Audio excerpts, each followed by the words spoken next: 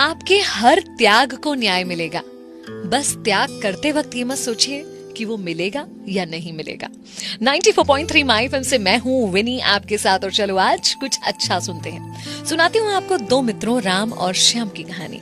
कई सालों से मित्र थे, मंदिर की सीढ़ियों पर बैठे कुछ गपशप कर रहे थे। इतने में एक तीसरा व्यक्ति माधव आकर उन्हें ज्वाइन करता है। तीनों आपस में बात करते हैं। बात करते करते शाम कब ढल जाती है पता ही नहीं चलता। इतने में माधव, जो तीसरा व्यक्ति आया था, कहता है मुझे भूख लग रही है। राम और श्याम ने कहा कि हाँ, भूख तो हमको भी लग रही है। तो राम ने कहा कि यार मेरे पास 3 रोटियां हैं। श्याम ने कहा मेरे पास 5 रोटियां हैं, चलो सब मिलकर खा लेते। लेकिन फिर सवाल आया कि 8 रोटियों को 3 लोगों में कैसे बांटा जाएगा। तो राम ने एक सलाह दी। राम ने कहा कि ऐसा करते हैं कि सारी रोटियों के 3-3 टुकड़े कर लेते हैं। ऐसे में 8 रोटियों के हो जाएंगे 24 टुकड़े, और 24 टुकड़ों को 8-8 टुकड़ों के हिसाब से तीनों में आसानी से बांट सकेंगे।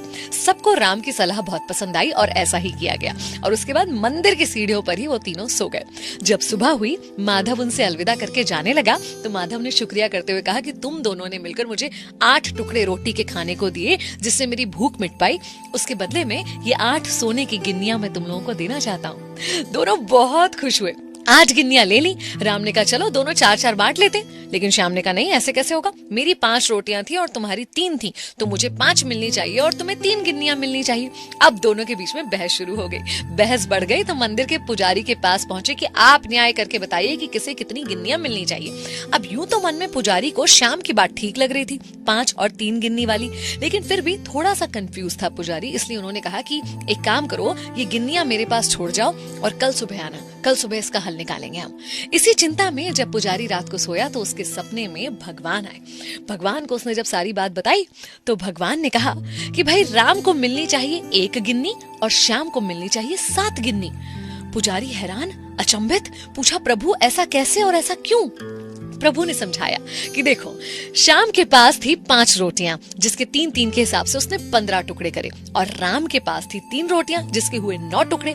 अब उन 9 टुकड़ों में से उसने दान तो एक ही टुकड़ा किया, खुद के लिए 8 टुकड़े रखे। वहीं श्याम ने 15 में से 8 टुकड़े खुद रखे और 7 टुकड़े दान किए।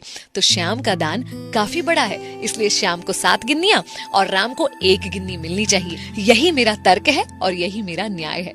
पुजारी धन्य हो गया प्रभु की इस बात को सुनकर, और उसने सोचा कि मैं इस न्याय के बारे में शायद कभी सोच ही नहीं सकता था। और इसी न्याय के हिसाब से पुजारी ने दोनों में गिन्नियां बांटी भी। कई बार हम और आप अपने त्यागों का बड़ा बड़ा गुणगान करते हैं कि हमने ये किया वो किया, लेकिन बदले में हमें इतना कम क्यों मिला, या ईश्वर ने हमारे साथ शायद न्याय नहीं किया। लेकिन ईश्वर जिस दृष्टिकोण से न्याय करता है ना, वो आपकी और मेरी सोच से बहुत ऊपर है। तो संतुष्ट रहिए, बिल्कुल निश्चिंत रहिए कि ईश्वर का न्याय जो होता है वो बिल्कुल तर्क संगत होता है। और आपको जो कुछ भी मिल रहा है वो सिर्फ आपके त्याग को देखकर नहीं मिल रहा है, बल्कि आपकी शक्ति, आपके समर्पण, सारी चीजों को तोल मोल कर आपको न्याय दिया जा रहा है। निश्चिंत रहिए, जो आपके साथ हो रहा है बिल्कुल सही हो रहा है। 94.3 माय एफएम पर मैं विनी। चलो आज कुछ अच्छा सुनते हैं।